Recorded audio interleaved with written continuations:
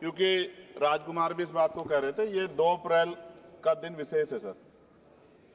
मैं जेल में था सहारनपुर, 2 अप्रैल 2018 को आंदोलन हुआ, 13 नौजवानों ने शहीदगी दी सर। मैं उनको नमन करता हूं सर। और आज फिर 2 अप्रैल है, एक और शहीदगी की तैयारी लग रही। तो मैं उन क्रांतिकारियों को भी आज याद करता हूं जिन्होंने, मुस्लिम क्रांतिकारी जिन्होंने देश की आजादी में योगदान दिया।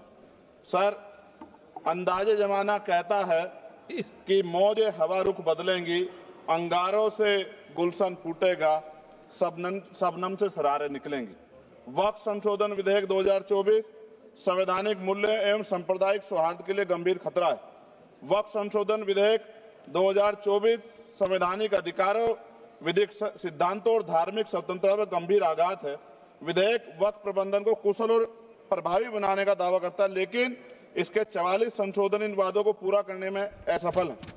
हमारा मानना है कि इस संशोधन से स्पष्टता, साक्ष्य और मूल कारण विश्लेषण का अभाव होगा। पूर्व संशोधनों का मूल्यांकन नहीं होगा, हितधारकों से परामर्श की पारदर्शिता नहीं होगी, मौलिक अधिकार का उल्लंघन होगा। Article 13, article 14, article 25, article 26, article 50, article 300 सर्वोच्च न्यायालय के निर्णय, स्थापित कानून और इस्लामी सिद्धांत और संविधान की भावना का उल्लंघन होगा। असत्य वादे बनाम वास्तविक प्रभाव, विधेयक सुधार और सशक्तिकरण का दावा करता है, लेकिन वास्तव में धार्मिक संपत्तियों के पुनः वर्गीकरण, जब्ती का प्रावधान संशोधन 39A, ऐतिहासिक मस्जिदों, कब्रिस्तानों को सरकारी संपत्ति घोषित करना, जिससे सांप्रदायिक तनाव पैदा हो सकता है। जिलाधिकारियों को अत्यधिक अधिकार प्राप्त करना, संशोधन 4B। जिलाधिकारी सर सरकार के होते हैं, वो सरकार के हिसाब से काम होते हैं। यहाँ जितने MP बैठे हैं विपक्ष के, इनसे पूछ के देखो कि इनके जिले में क्या हाल है। इनके जिलाधिकारी सुनता नहीं सुनता, MP बैठे हैं, पूछ के देखो विपक्ष के, आपको पता लग जाएगा। सर, धार्मिक विशेषज्ञता या समुदाय की सलाह के बिना निर्णयों से संपत्ति विवाद और विश्वास की कमी उत्पन्न होगी।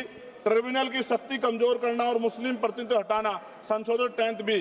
धार्मिक कानून की त्रुटिपूर्ण व्याख्या और पक्षपाती निर्णय, दानकर्ता इच्छा की उपेक्षा व धार्मिक स्वतंत्रता का हनन, संशोधन 5A।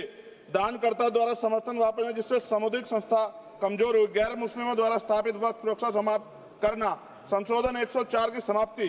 अंतर धार्मिक सौहार्द प्रभावित होगा सर। सदियों पुरानी धार्मिक संपत्तियों पर सीमा अधिनियम लागू करना, संशोधन 27B। कब्जा की गई संपत्तियों की स्थायी हानि, धार्मिक विषयों को दरकिनार कर वक्फ निर्धारण करना, संशोधन 6C। धार्मिक ज्ञान के अभाव में संपत्तियों गलत वर्गीकरण, पंजीकृत वक्फ घोषणाओं को अपराध घोषित करना, संशोधन 312। भय के माहौल में धार्मिक दान में गिरावट, मनमाने सर्वेक्षण को और वर्गीकरण की अनुमति देना, संशोधन 8A। धन्यवाद वकील साहब। सर, अभी पूरा दो जाने दो। सारी धाराएं पढ़ दोगे आप तो? सर, 2 मिनट में खत्म करूंगा और ये इंपॉर्टेंट है सर, मौका दीजिए सर। बिना जवाबदेही के बड़े पैमाने पर वक्फ संपत्तियों का पुनः वर्गीकरण, प्रशासनिक भ्रम और प्रभावशीलता को नुकसान पहुंचाना, संशोधन 12D। कानूनी विवादों और कुप्रबंधन को वक्फ बोर्डों की विश्वसनीयता का नुकसान, स्पष्ट आधारों पर राज्य द्वारा वक्फ बोर्ड को भंग करने का अधिकार, संशोधन 3C। राज्य के व्यापक विरोध प्रदर्शन, धार्मिक लक्ष्य का लक्ष्य, सार्वजनिक हित के नाम पर वक्फ प्रशासन पर पूर्ण नियंत्रण, संशोधन 37C2। व्यापक स्तर पर अशांति विरोध प्रदर्शन, कानून व्यवस्था गंभीर स्थिति। सर, सरकार के उद्देश्य से नजर आता है मुस्लिम समुदाय के योगदानों पर नियंत्रण स्थापित करना, मुसलमानों को उनकी वक्फ संपत्ति वंचित करना, वक्फ स्थापित करने के अधिकार पर प्रतिबंध लगाना, वाकिफ और मुतवल्ली की इस्लामी परिवर्तन करना। इस विधेयक को वर्तमान रूप से स्वीकार करें और समावेशी परामर्श, कानून स्पष्टता, संवैधानिक धार्मिक सुरक्षा सुनिश्चित करें। सर, ये तो बिल पे था सर, क्योंकि आप कहते हैं बिल पे बोलना चाहिए, 2 दिन नहीं, लेकिन सर मैं सुबह से सुन रहा हूं सर 2-3 चीजें बोलूंगा सर। जो विद्वान सरकार मुसलमानों की कितनी हितैषी है सर, कुछ कह रहे हैं क्या? जो विद्वान होता है वो बिल पे बोलता है। सर, बस खत्म कर रहा हूं। सरकार कितनी हितैषी है सर? केंद्रीय मंत्रिमंडल में एक भी मुस्लिम मंत्री नहीं है। सच तो यह है कि अभी ईद पे नमाज पढ़ने के लिए भी नए नियम बनाए गए और जो नमाज पढ़ रहे थे उनके पीछे पुलिस कर्मचारी लाठी लेकर खड़ा था, मैंने खुद देखा सर। अगर सरकार इतनी देर सच्चर कमेटी की रिपोर्ट पर चर्चा कराएगी, बिल्किस बानो के आरोपियों का जेल से बाहर आने के बाद स्वागत किया गया सर। मुसलमानों की जमीन की बात है, SC/ST की जो जमीन है वो छीनी जा रही है सर। कानून से ऊपर उठकर मुसलमानों घरों पर बुलडोजर चलाए गए, सबने देखा। सुरक्षा की बात करते हैं, लिंचिंग की गई, मुसलमान मारे गए सर। कावड़ यात्रा में गरीबों के ठेलों पे सुप्रीम कोर्ट ने ऑर्डर किया कि नाम मत लिखवाओ, देश को मत तोड़ो। अंत में सर बात निकली है तो दूर तक जाएगी।